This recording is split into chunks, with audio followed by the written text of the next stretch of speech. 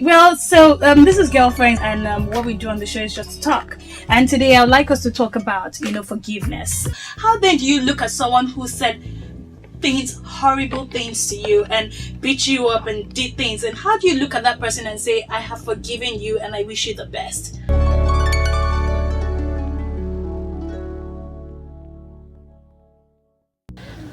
I think you should just realize that, first of all, also forgiveness is almost a selfish thing, because when you're forgiving, you're thinking about yourself. The fact that you can't have all this guile inside your system, you have to let it go. If you hold on to things, you're really hurting yourself, and you're really actually giving that person who hurt you more power. You know the thing is that we don't realize it until we're forgiven. As in, True. when you actually take that step and forgive someone, then you feel that you're free. Yes. A weight has been lifted from you. You never know it until you've taken that step.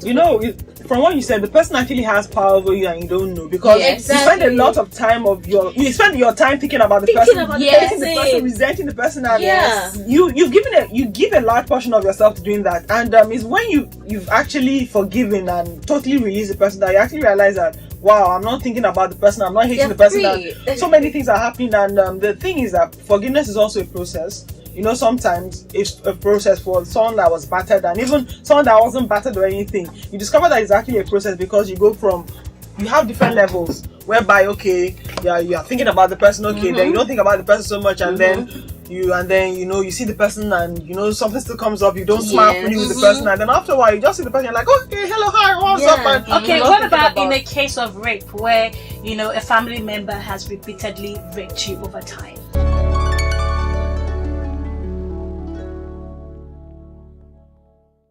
She stated something when we started that this process cannot happen without God, more or less, But the thing is that it's easy for you to hear God will help you, but how, you can have this idea or knowledge that there's a God who can help you, but at the same time you're thinking, where was God when this guy was raping me? Where was God when? So it's like there's a disconnect, and you're thinking, you've said everything. So when someone goes through that kind of traumatic experience, you have so much to work through, so much. There's so many things. You blame God, you blame yourself, you blame the person. So obviously that person needs a lot of help, a lot of guidance and counseling, a lot of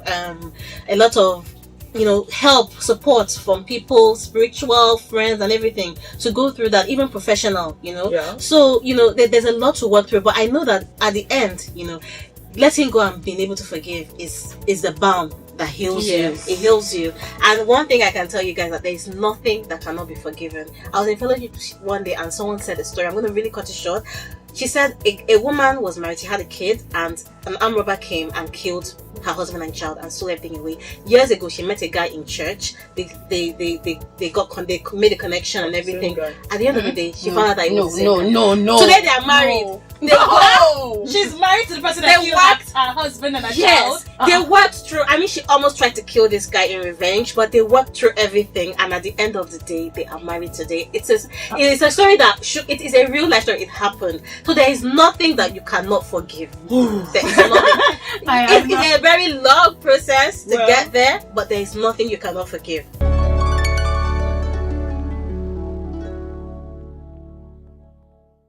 There's one part of forgiveness we forget about: forgiving ourselves. Yes. I was thinking about it that we're always hardest on ourselves, and forgiveness, we can't leave the past behind unless you forgive yourself, and that one is the hardest thing to do, because you start blaming yourself. Why did I put myself in this situation? I knew I shouldn't have done this. I knew I shouldn't have been here. Why? And then this happened to me, and then sometimes it's easier to forgive somebody else than to forgive yourself. All the time, Shay, you just said something. I put myself in one situation a few years ago, and it took me years to be able to forgive myself. Okay, if I had listened to the voice in my heart, if I had listened to God speaking to me, I wouldn't have found myself in this situation. I wouldn't, have had to go through that process. But eventually, like you said, if you're going to enjoy life and you're going to actually have this confidence that God loves you and you're worth being alive, and it's good for you to, look at yourself in the mirror and say, you know what, I need a break. I deserve a break. I need to forgive myself. Then you have to learn how to forgive yourself.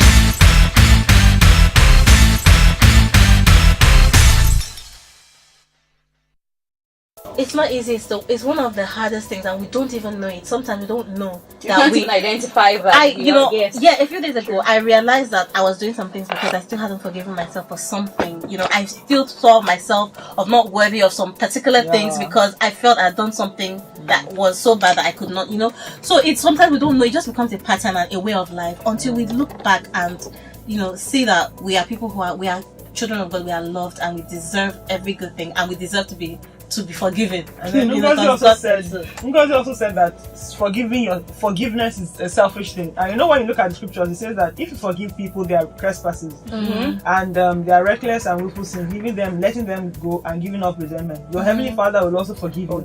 But if you do not forgive others their trespasses, That's it.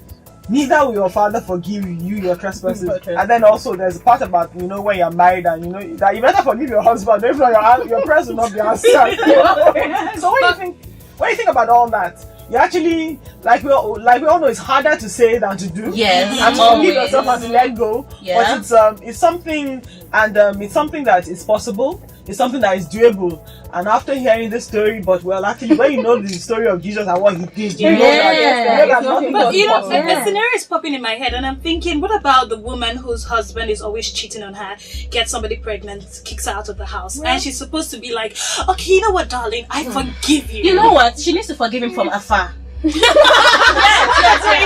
because if she's still within that cycle, she cannot forgive him. She's going through it day and day. So she needs to get herself away from there. She needs to separate herself. Definitely, yes. She should bring for another day. When you said that, it reminded me of the story of Jose and Goma. Yes. And I actually read the book Redeeming Love by Francine Rivers. From beginning to end, I was just weeping. Yeah. And then when you now discovered that she actually got it from home, and it was a relationship between Israel and God. And then when you now look, he kept on going after her. Yeah. And you're like, are you crazy? Are you okay? You're a pastor, you're a preacher. This day and age. Why is she messing you up? This day and age, people will not understand that kind of thing. That seriously, you're a man of God. And we're quick to judge. Yes. He has found someone he loved. And it's just showing us how deep God's love is for us, that we keep doing the same thing and he keeps forgiving us. The plot in Redeeming Love is actually a ministry. The woman was a ministry for that guy. If not, because it doesn't make any sense. Someone will tell you that, you know what, this girl is messing you up, just leave. As a pastor, what are you doing? Sometimes forgiveness doesn't make sense. It makes you feel it's natural to hold on because you feel justified. Someone did something to you and you feel justified, but it doesn't make sense. That's why it takes God's grace. I think letting go, it's almost like you realize there's going to be a vacuum. That's what you're holding on to. You're holding on to unforgiveness. You're holding on to it. That's all that you have. But it's almost like you need to have hope.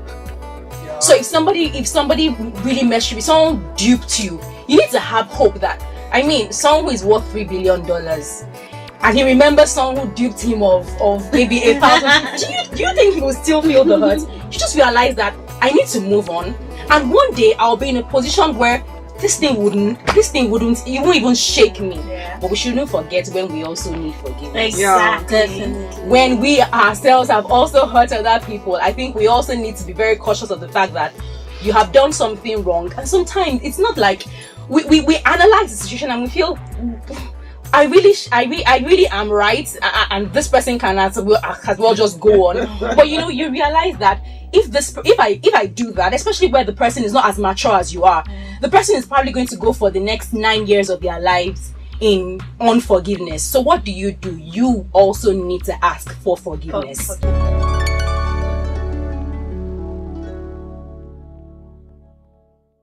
A lot of us also don't know how to ask people to forgive us. We shrug our shoulders and we say, well, you justify it somehow. But I think we also need to be very cautious of that. Yeah, and coming in where you just left off at, I think that when you realize that we are all human, we never always get it right 100%. Never. And so when you realize that I would need forgiveness tomorrow, I mess up because I'm human.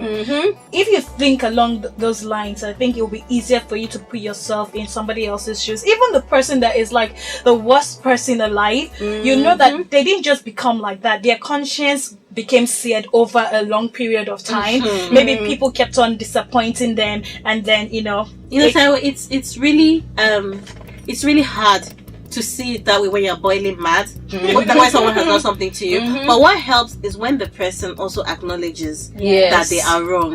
That's what makes forgiveness easier. But are you going to wait for someone to come and meet you and say, most times that's what we do, and that's why these issues really drag. So sometimes I think it's even better to go and confront the person and say, you hurt me, I'm going to forgive you, and but confrontation sometimes escalates it. Yes. But I remembered something that an analogy I heard one time, and it was talking really about almost like depositing for your forgiveness.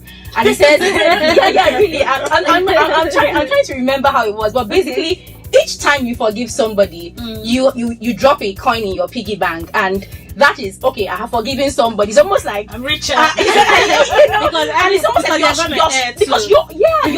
you're going to err too. So it's almost like every time you forgive, you create the environment for people to also forgive because you would step on people's toes. That you've already sowed and then you're reaping. Yes. So we need to sow forgiveness to reap forgiveness as well. No, but it's easier to forgive someone than to go and ask someone to forgive you, really. You know what? I'm so good at that, though. At what? At asking people to forgive me in my dreams. Yes, definitely your dreams. I was going to say, anybody who is so good at asking for forgiveness, you will get to a point where people don't even believe you're sorry. That's a special challenge of mine. Like, to my twin sister and I think we were so alike in that area that when we fought, we just wake up the next day and start talking to each other because asking for forgiveness was just so much of a big deal.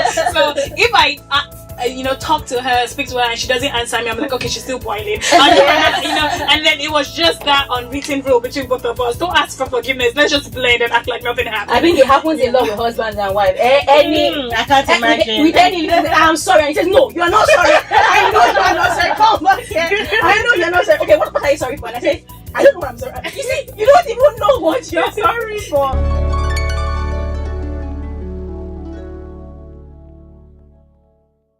Alright, well, it's been very interesting today. If you want to join us, we're online. Go on Twitter, Girlfriends, and Facebook, Girlfriends Nigeria. And so the blogspot you can go to, we're on Blogger. It's girlfriends006.blogspot.com. Okay, girlfriends006.blogspot.com. It's girlfriends006.blogspot.com. Okay, and then we're on Twitter, Girlfriends on Radio. Join the conversation. We're going to be here same time next week by 6 p.m.